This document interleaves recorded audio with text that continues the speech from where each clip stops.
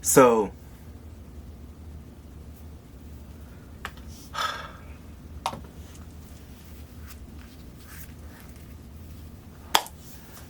this is one of those videos that's gonna probably be over 10 minutes long because oh my god. So I have been sitting on this story for quite some time and I've been really wanting to tell it, and I was like, let me heal first, so I can tell it without getting traumatized and not wanting to be around people again. Quite literally. So let's go back a little bit. So back in like December 2021, 2022, something like that, right?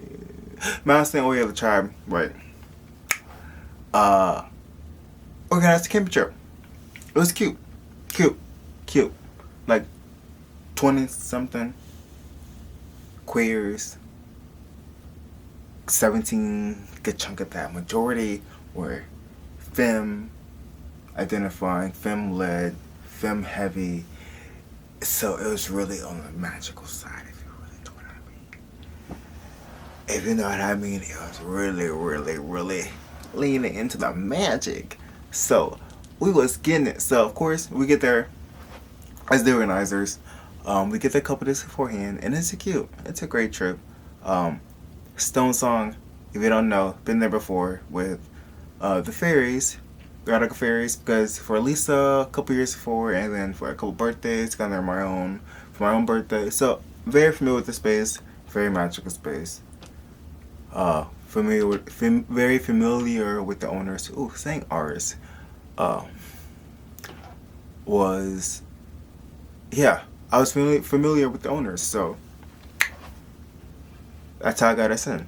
Great trip. So organized this beautiful, magical weekend. Had a lot of plan. First couple nights were great. I think that maybe the first night. I like block some of the stuff, but I remember the parts that was like, that was dramatic because the endorphins were going. But I am just setting up the scenario. So we're out in bumfuck.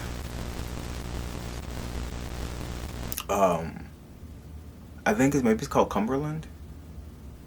I think it's Cumberland, Maryland, or somewhere out in Virginia. I'm from Florida, and like I said before, I'm not the best with geography. So let me tell you, oh my God, we were out somewhere in Virginia.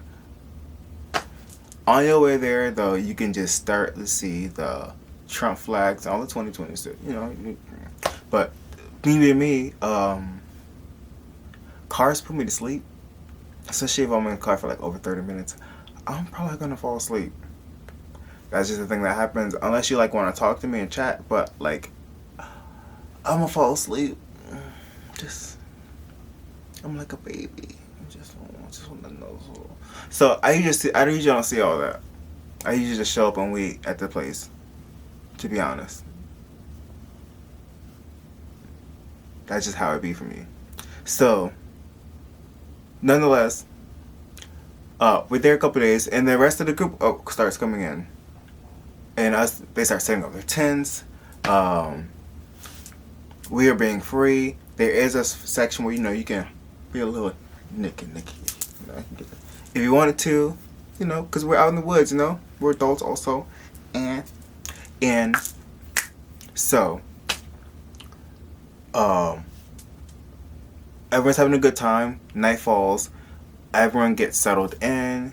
And what's interesting is, I want to set up the premise a little more, is we all do our spiritual work. It was done beforehand. That is, and it's important fact to be known, that we did spiritual work beforehand to protect the grounds. I just want to put that out there, right? So here's the thing. And I really want to tell this from my perspective, because what I saw, It's not what anyone else saw. And that's what I want to say before. Um, as night falls, things are going great. We're all by the campfire, and I have to set up the scenario for you just so you look so you can see it. It's a long road, a very long road, and on that road is a small house that the owners have live in, and they were at that time sleeping, hanging out in their house. They were home. Down the way was the barn that you could still see from there. All connected, more or less, but, well, not connected, but there was a gravel entrance to get into to the barn area also. But we were staying in the barn, and you could see tents, and then there's parking lot.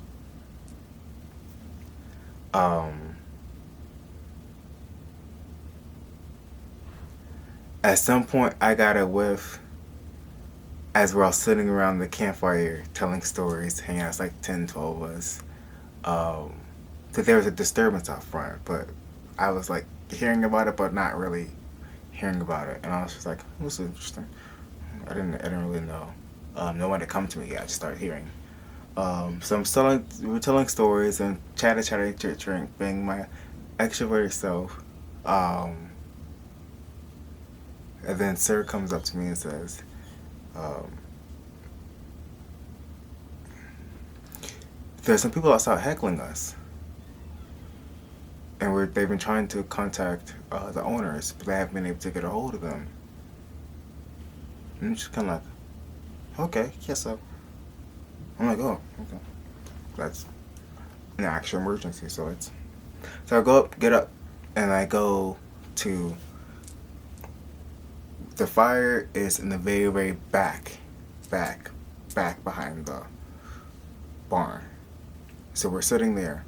So I go through the barn, up through the stairs, and then if you know the area, the barn, I was in my little mouse quarters, which I kept calling it, but there's a small bedroom at the very front of the barn. That's where I was staying. So have my phone there and stuff like that. So go to that area, and we look out, and I see that there is a car there actually, and it's actually like 4 people inside, white guys, playing porn, blaring the horn really loud, and also yelling at us. And so immediately, all of my safety instincts clock in, and I'm like,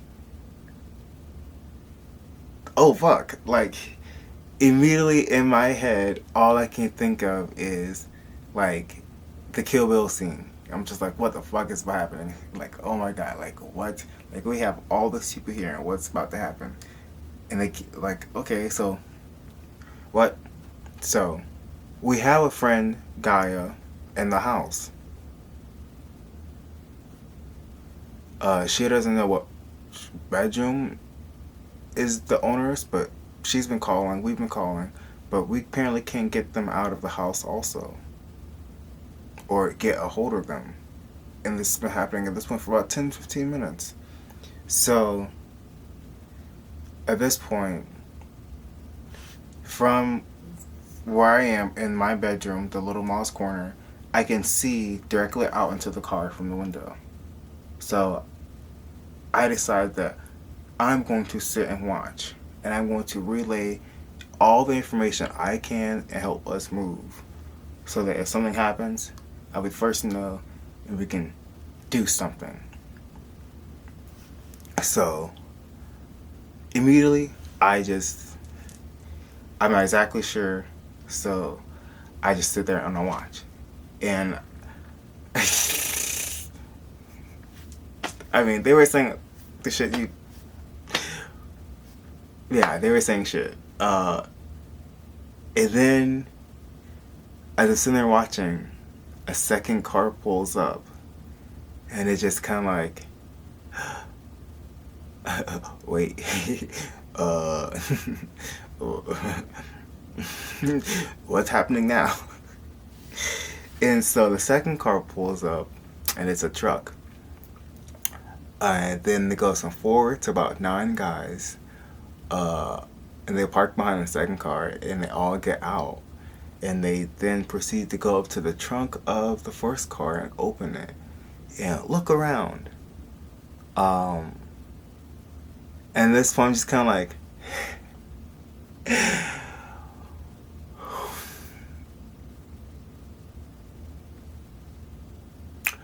yeah,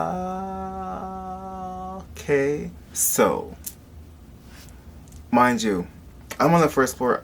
On the second floor, also, Dame, Jabari, and Sir are also watching, so they can see as well. But so I go up there. They're also aware that there's a whole second car is coming up. So,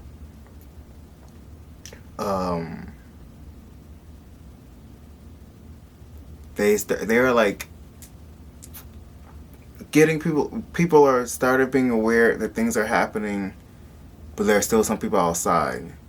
So we're trying to figure out what are the best moves for us to really make, because we're seeing that now complete chaos is like this shit is bad.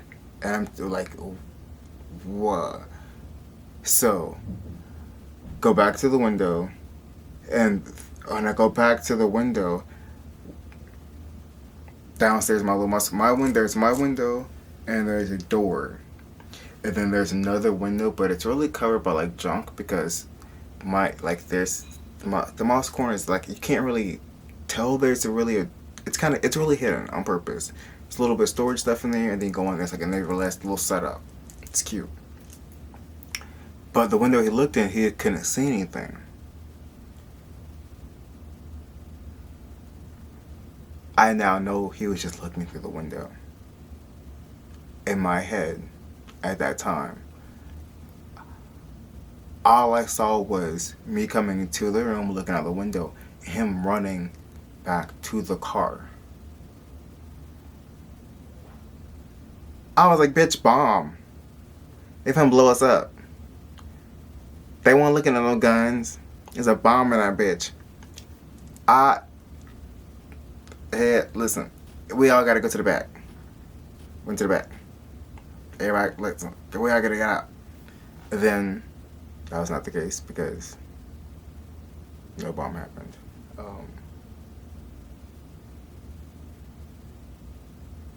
To be fair, I was just like, I didn't tell them bomb, because I wasn't sure. I really did not say bomb. I want to say that out loud. I did not tell everybody bomb. But at that point, I did tell everybody. When I was telling everybody to literally let's fucking get away or move around, it was because of that reason. But he was being nosy. Glad I didn't say bomb, because calling bomb threat, that one would have been very, very bad. So, but he was being nosy. They did have guns though. Not that I saw, but I'm sure they had guns. What was in the trunk? That's I was panicking. I was panic mode. So, nonetheless, at that point, as I'm telling everyone to come inside so that we can be safe, because there's people outside still unaware of the situation, what's happening. They cannot be around the fire kicking anymore. They had to be inside and on alert and be on the same page as us. That there are people outside heckling us. We are now in danger, and we cannot get a hold of the owners. And we are in Bumfuck, Colombia. We're in Colombia. No, it wasn't Colombia. It was Cumberland. Damn, what the fuck is this place again? I'm so bad at geography. Fuck. And I was not ready to make this video 2 years ago. I was traumatized. So, at this point, I go to the kitchen. Like, grab all the knives that I can, put them in a jar, and they are on the counter. What the fuck? Are you kidding me? we also been quiet. We have a plan to get everyone out, also through the back. We are not completely unarmed. Keep it short like that. But I mean, like, unarmed or unarmed, like knives, or you're still unarmed with a knife. Like you were just poke a hole through the bullet. What? Get out. But nonetheless, that was not a situation for everybody. We had an escape plan, so we had logistics being set up for our safety.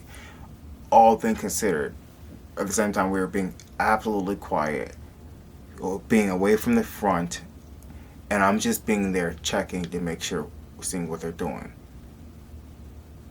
relaying information. Every now and then, also they're up front checking, watching, things like that.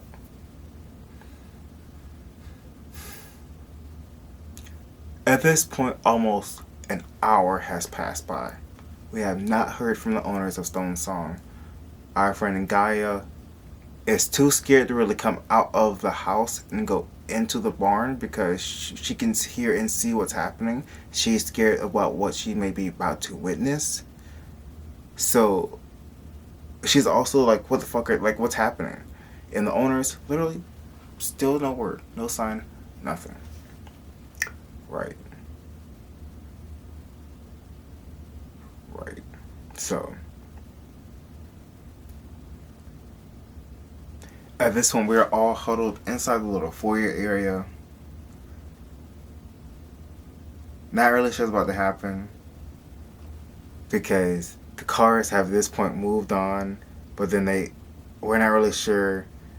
And so we're sitting there in the foyer trying to decide what to do because we are all completely on edge.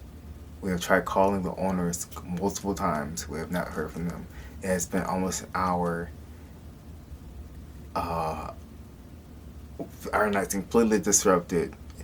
And then as we're sitting there talking, chatting, the barn doors start to shake and then knock. And we start to scream because there's someone at the fucking door. And a little fucking white hand comes in. And mind you, this is a fucking barn, so to open the door, it's really just a fucking latch. So, of course, thankfully now we know it was the owners. They open the fucking latch and open the door. But we still fucking scream. And to be honest, I'm glad you didn't get fucking shot.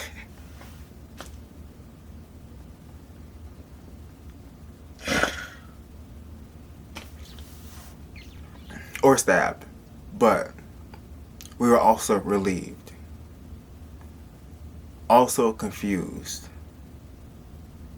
Because so many questions at that point we had, and what the fuck, bruh? Literally.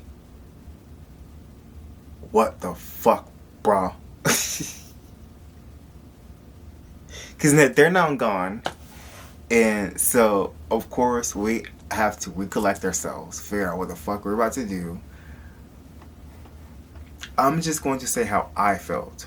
I wanted to pack all this shit the fuck up and get the fuck out of there. Fuck this woods, fuck this camera truck, fuck all these ideas we fucking have. We can do this shit back in DC and be safe. Fuck out of here. Fuck this bullshit. I don't give two shits. Well, y'all, yeah, we had niggas come from all over the country to be here for this weekend. But I don't know if they just saw what I saw and they didn't, but we need to get the fuck up out of here ASAP.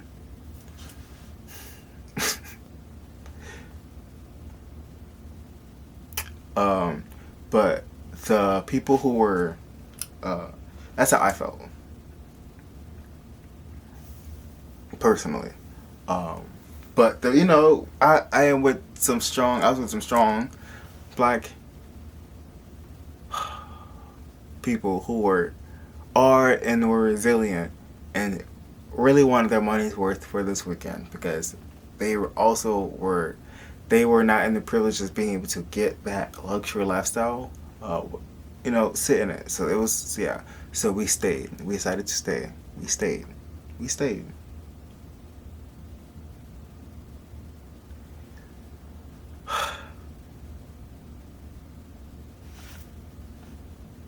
I was on edge. Ooh. I was on edge. We decided to stay. Now, a couple of people did leave. I want to point that out. A couple of people did were like, what the fuck? Bye. I was like, put me in the trunk. To be honest. That's exactly what I was fucking thinking. But we stayed. And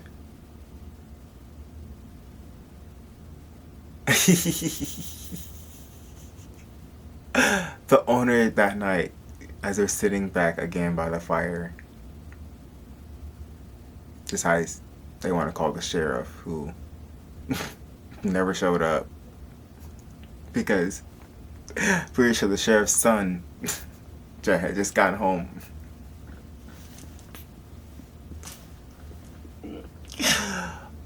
Us niggas were in a sundown town and did not know it. Sundown song, Stone song. Oh.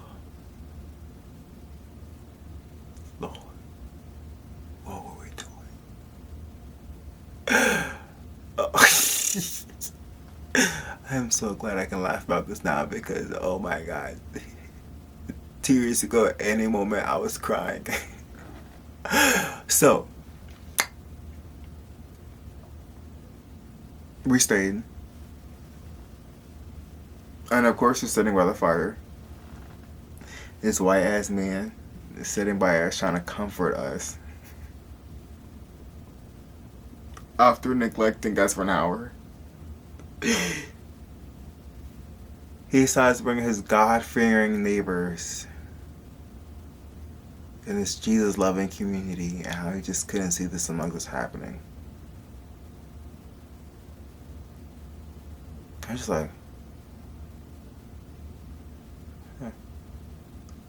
Thankfully at that point, Sarah's like, let's go for a chat. Because at that point, y'all need to go for a chat. And here's where things get a little more interesting over the weekend. Oh no. It does not stop there.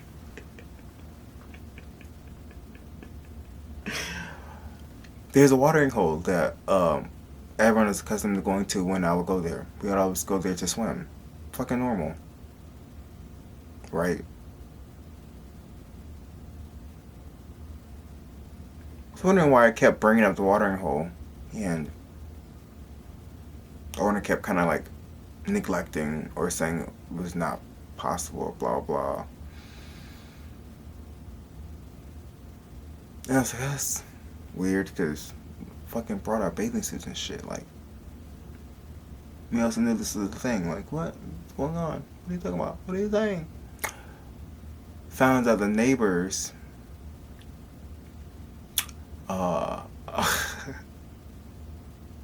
they had some people go there before and who were black or mixed colored. And the neighbors boarded up and told them they can't have their niggers come there or something like that. Either way, so they knew it was safe for us not to be there because they knew we were not welcome there, definitely because we were black, but they didn't want to tell us that. Somehow Sir found out and I found out. We found out the information, but we had to put two and two together why we were not allowed to go to the watering hole. Right? So things like that.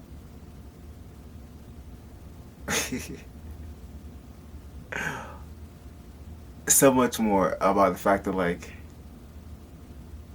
mind you, okay, so we stayed the weekend, mind you, as black people, we're resilient. We played our asses off. That I got suspended in the barn, and that moment still treasures in my absolute soul. It went viral. We kinked and played so loud. We had a drum circle that went from the barn to the main tree, and we just marched and let our presence be felt and known, and knew that we were going to be there, and we stayed there. We did that on Sunday. And it's a great way to end and be loud and be triumphant. I cried, of course. I always cry. I'll be like, oh my god. I'm not gonna cry during this video. I'm not gonna cry on camera. That's one thing I'm. Ugh. But yeah, it was a great way to take back such a terrifying moment. Literally, honestly. So I'm grateful that I did stay. I'm grateful that I did have those moments. And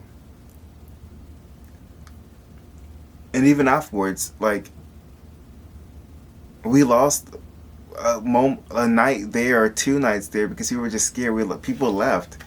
And then, of course, we leave. The owners, the first thing they message us, they're trying to figure out the money situation. We're like, bitch, we need therapy. Like, bitch, this money you asking about, so like, bitch, we need therapy. Like, that's what this money gonna go. Fuck your bills. I don't give a fuck. Tell them I said that too. They gonna email the other fairies. Bitch, of course they gonna tell me, bitch, nobody cares about you. Are you kidding me, bitch? Like, what you did was absolutely diabolical. And how you handled the situation was absolutely diabolical. Considering the fact also you asked us to not tag us. Any of the content that we had, we could not tag where we were. Also, even the content that was like very PG-13 of just smiling.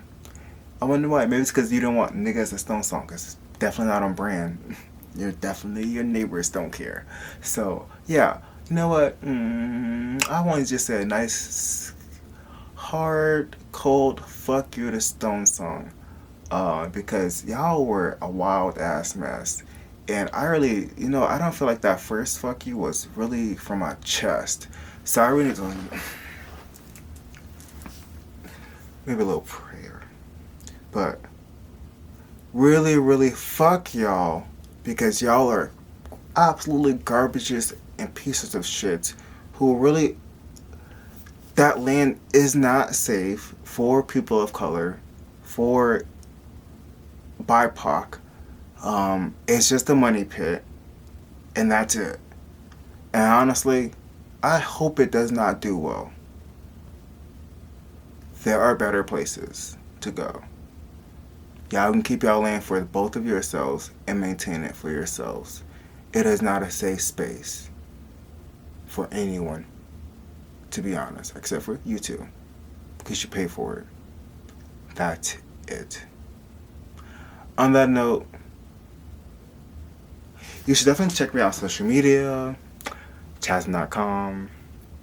Want to check out some more fairy stuff? Yeah. Also, for a side note, people want to know more about me. My name is just a Mousy Face Sonique. Now, people also want to know how influenced, like, where Mousy's name came from, things like that also. It's coming. Just know that also, like, Fairy, Faye, Mousy Face Sonique, FAE, Fashion Art Entertainment, it's all connected. And I've been sending this for years. So, when I tell you the mouse is coming with you do not understand. Yeah. Also, sign up to my grandma. Her middle name is Faye. Just little, I love my grandma. Yeah, if you don't know me, I love my grandma. So, but yeah, that's it. So, okay.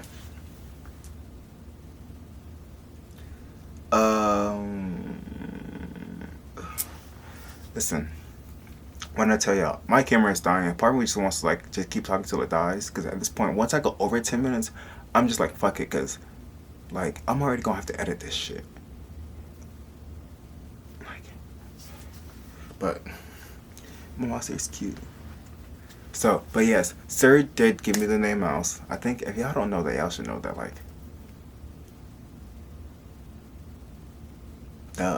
so, but, oh, wait, felt that one coming from like the gutters. Damn. Oh my god, let's come back again. Whoa. Okay, I gotta go. Okay, alright, put my glasses on. This is glare. My glasses are so dirty. But listen, the fact that I have my name on them though, I really am that nigga. Look at that. I really be caring about the details. Okay, I keep my ears on my altar.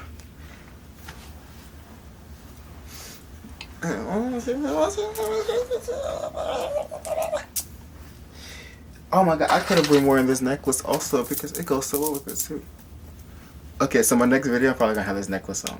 Actually, just kidding, because my camera's about to die, so I gotta do stuff.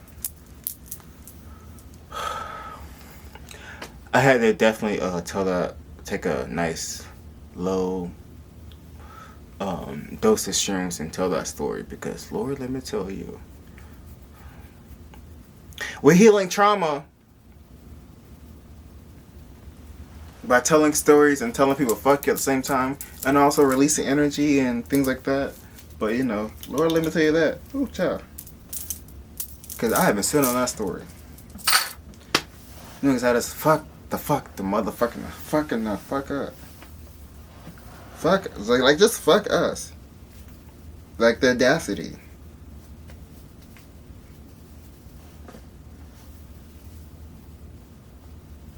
Can I be?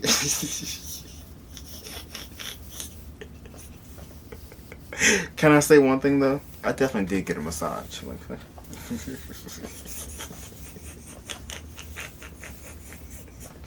I was like, I'm gonna need you to work. I need to make sure I see and feel you work because I don't give a fuck about. I know other niggas, but like, don't touch me, but nigga, bitch. I am stressed. I'm trying not to have a stress-induced gastritis flare-up on this fucking what feels like now a plantation.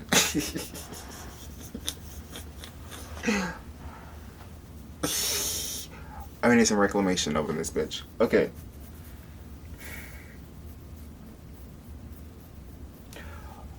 On a note, it has been such a great time chatting with you, hanging out with you. Thank you for your time and your patience with me. Yeah, and it's been beautiful. Thank you for the story time. Make sure you follow me on the things. Yeah, I definitely have to tell the story on streams because good job.